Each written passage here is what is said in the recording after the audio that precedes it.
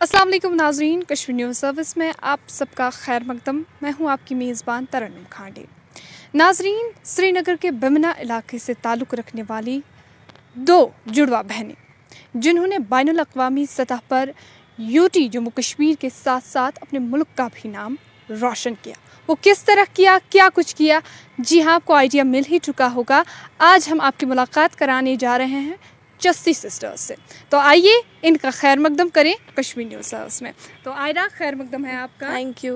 और आपका भी थैंक यू सो मच। तो सबसे पहला वाला क्वेश्चन मैं आपसे जानना चाहूँगी, जैसे कि आप लोग आजकल इंटरनेट पे भी सेंसेशन बनी हुई है, तो ये क्वेश्चन एक दूसरे के मद्दे मुकाबल खेलते हुए वो इमोशनल फीलिंग और वो सेंटिमेंटल फीलिंग ज़रा हमारे नाजरीन के साथ बयान। जब हमारी फ़ाइट थी तो मतलब हमें तो पहले शौक लगा कि हमारी आपस में फ़ाइट, हमने सोचा नहीं था तो, लेकिन हमारा कुछ ऐसा मतलब ये नहीं हुआ कि मतलब बहनें तो धीरे खेलेंगे। हमने फ़ाइट को फ़ाइट की तरह खेला, ऑनेस्टली खेला, ये सोचा कि जो अच्छा खेलेगा, जो डिज़र्व करता है वही गोल्ड लेके जाएगा। तो आपसे भी मैं जानना चाहूँगी कि जिस तरह घर वाले झगड़े होते हैं उसको कंटिन्यू करा कि फ़ाइट को फ़ाइट की तरह ही लिया? नहीं, मैंने इसको एज अ कॉम्पिटिटर ही देखा। मैंने ये नहीं सोचा कि मतलब बहनें तो हम आहिस्ता खेलेंगे या फिक्सिंग की या कुछ ऐसा नहीं था। मतलब हमने इसको एक फ़ाइट की तरह खेला, जैसे मेरा कॉम्पिटिटर है वैसा खेला था। एक सवाल जहाँ हर किसी के जहन में आता है कि बच्चे की जो इब्तदाई दौर से ही उसकी चाहे कोई डॉक्टर बने, चाहे कोई इंजीनियर बने, या जिसमें फ्यूचर इंटरेस्ट हो वो उसी तरफ माइल होता है। आपका इंटरेस्ट अगर इब्तदाई दौर से देखें तो वुशु के लिए पहले से ही था या बीच में किसी को देख के आप इंस्पायर? बेसिकली पहले से ही था, क्योंकि हम बचपन से ही चाइनीज़ मूवीज़ बहुत देखते थे। तो हम देखते थे कुंग-फू, कराटे, हमें पता नहीं था, वुशु का हमें पता नहीं था। तो उसके बाद हमारे स्कूल में एक कोच आए थे, उमर सर, उनने थोड़ा बहुत सिखाया था। तो स्कूल में उतना टाइम मिलता नहीं था, तो उसके बाद हम लोगों ने इंटरनेट पे सर्च किया कहाँ पे प्रैक्टिस कराते, फिर पता चली आसिफ सर ट्रेनिंग कराते हैं। तो उसके बाद हमने वुशु स्टार्ट किया और वुशु हमें सबसे अलग लगी क्योंकि इसमें काफ़ी मारपीट थी, तो हमें काफ़ी अच्छा लगा ये देख के। यानी कि आपको ये मारपीट कराना बहुत अच्छा लगता है? हाँ, ये मेरे को डिफरेंट लगी गेम, क्योंकि हम लोग हाँ मूवीज़ देखते थे अक्सर, कुंग फू हसल वगैरह देखी थी, तो हमें कुछ उस टाइप की ही लगी, तो हमने फिर ये ज्वाइन किया था। लड़कियों के लिए अगर सेल्फ़ डिफ़ेंस की बात करें तो सेल्फ़ डिफ़ेंस की बहुत सारी जो चीज़ें हैं सिखाई जाती है, बहुत सारी तरकीबें जो सिखाई जाती है, उसमें वुशु का क्या रोल है? बेसिकली जितने भी मार्शल आर्ट्स है वो सेल्फ़ डिफेंस के लिए बहुत अच्छे हैं। मतलब वुशु ही नहीं, बाकी भी मार्शल आर्ट्स है, जैसे जूडो हो गया, ताइक्वांडो हो गया, वो भी काफ़ी अच्छे मार्शल आर्ट्स है सेल्फ़ डिफेंस के लिए। तो लड़कियों के लिए भी काफ़ी अच्छा है कि वो मार्शल आर्ट्स करे। नॉट ओनली वुशु, बाकी गेम्स भी है, बाकी मार्शल आर्ट्स भी है। अगर इंस्पिरेशन की बात करें, एक रोल मॉडल की बात करें, आपके कोच रहे या किसी, जैसे आपने बोला कि चाइनीज़ मूवीज़ को देख के आप इंस्पायर हुई? हाँ, एक्चुअली हम लोग वुशु ना स्कूल में सीखते थे। हमारे कोच वहाँ पे उमर सर थे, वो हमें सिखाते थे, पर हम लोग को वहाँ इतना टाइम नहीं मिलता था। तो हम लोगों ने इंडोर स्टेडियम ज्वाइन किया, जहाँ पे हमें आसिफ सर ने प्रैक्टिस स्टार्ट कराई, और फिर तब से अभी तक हम उनके पास ही प्रैक्टिस कर रहे हैं। जी। तो इनके कोच भी हमारे साथ मुखातिब हो रहे हैं, आइए इनके कोच से भी बात करें। जैसे इन्होंने बोला कि इन्होंने इन्हें इब्तदाई दौर से ही ट्रेनिंग फराहम की है, आइए इनसे जानें कि इनकी ट्रेनिंग का सफ़र किस तरह रहा।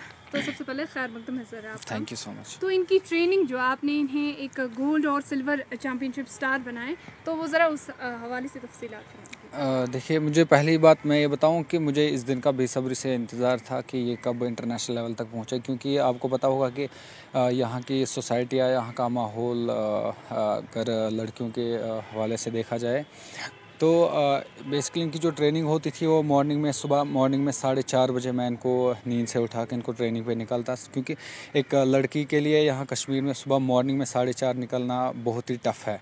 तो बट स्टिल इनके घर वालों को मैं काफ़ी अप्रिशिएट कर रहा हूँ, काफ़ी अप्रिसिएशन इनके पेरेंट्स को, जिन्होंने बिल्कुल भी कॉम्प्रोमाइज़ नहीं किया, जिन्होंने इनको उस चीज़ के लिए पुश किया। तो उसके बाद ये मॉर्निंग में उठ के निकल जाते थे ट्रेनिंग पे, 8 बजे तक ट्रेनिंग होती थी, फिर इवनिंग सेशन होता था इनका ट्रेनिंग का। जैसे जैसे हमारे गोल बढ़ते गए वैसे वैसे हमारी इंटेंसिटी जो है, ट्रेनिंग की इंटेंसिटी बढ़ती गई।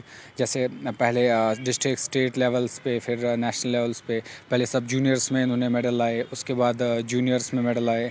तो जूनियर्स में मेडल आने के बाद कहीं ना कहीं पे साई ने इनको मतलब वॉच किया, उन्होंने अच्छे से देखा कि नहीं ये बच्चे अच्छे खेल रहे हैं, तो इन्होंने इनकी सिलेक्शन फिर उसके बाद साई में होगी, स्पोर्ट्स अथॉरिटी ऑफ इंडिया इनकी वहाँ पे सिलेक्शन होगी। तो उसके बाद वहाँ पे 2-3 महीने रह के इनका सिलेक्शन इंटरनेशनल में हो गया, जॉर्जिया में, जो अभी रिसेंटली जो ये खेल के आए। तो पूरी उम्मीद थी कि ये दोनों मेडल लेके आ गए, क्योंकि जिस हिसाब से मैंने इनको ट्रेनिंग कराई थी और जिस हिसाब से फॉलो कर रहे थे, मेरे हर एक चीज़ को फॉलो कर रहे थे, जो मैं इनको डायरेक्शन देता था उस चीज़ को प्रॉपर्ली फॉलो कर रहे थे। तो पूरी उम्मीद थी, तो आज वो रिज़ल्ट्स आपके सामने हैं।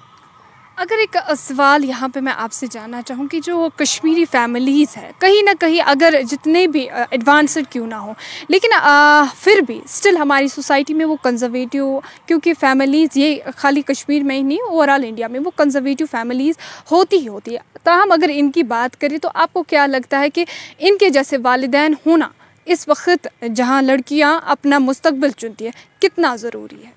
बहुत ज़रूरी है, क्योंकि रिज़ल्ट्स आपके सामने है। क्योंकि अभी अगर देखा जाए कि बहुत सारे एथलीट्स के इंस्पिरेशन भी है, बहुत सारे पेरेंट्स भी अभी इनको फॉलो करने लगे, नहीं ये बच्चे आगे जा रहे हैं तो हम अपने बच्चों को भी स्पोर्ट्स ज्वाइन कराएंगे। तो बहुत सारे मतलब एथलीट्स और पेरेंट्स के क्या कह सकते हैं इसको, इंस्पिरेशन है।